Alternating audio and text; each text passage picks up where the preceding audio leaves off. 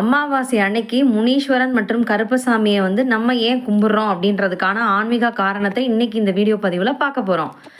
அமாவாசை நாள் அப்படின்னா என்ன அப்படின்னு பார்த்தா, சந்திரன் வந்து இருக்க மாட்டாரு. அப்போ இருண்ட இந்த இரவுல கண்ணுக்கு தெரியாத அல்லது மறைந்திருக்கக்கூடிய ஆற்றல்களுடைய ஆதிக்கம் அப்படிங்கிறது அதிகமாக இருக்கும் அப்படின்னு சொல்லப்படுது.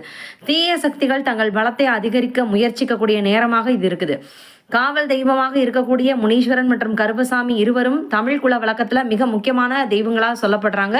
தீய சக்திகளிடமிருந்து நம்மளை காப்பாற்றுவதற்காக இந்த தெய்வங்கள் அநீதி அளிப்பவர்கள் மற்றும் எல்லையை காப்பவர்களாக சொல்லப்படுகிறார்கள். அதனால நம்ம எந்த ஒரு தீய சக்தியும் நெருங்காமல் பாதுகாப்பு அழிக்க நம்ம வேண்டிதான் அமாவாசை நாள்ல முனீஸ்வரனையும் நம்ம கருப்பசாமியும் வணங்குறோம். கருப்பசாமி வந்து நேர்மையினுடைய கடவுளாக சொல்லப்படுறாரு. கோயில்களில் அமாவாசை இரவுல இந்த தெய்வங்களுடைய சக்தி கூடுதலாக இருக்கிறனால தான் அருள்வாக்கு கேட்க வர்றவங்களுக்கு சரியான தீர்வுகள் மற்றும் பலமான ஆசீர்வாதங்கள் கிடைப்பதாக சொல்லப்படுது. வீடியோ பிடிச்சா லைக் பண்ணி ஷேர் பண்ணி கமெண்ட் பண்ணுங்க, சப்ஸ்கிரைப் பண்ணி பக்கத்தில் கிளிக் பண்ணிக்கணும். நன்றி, வணக்கம்.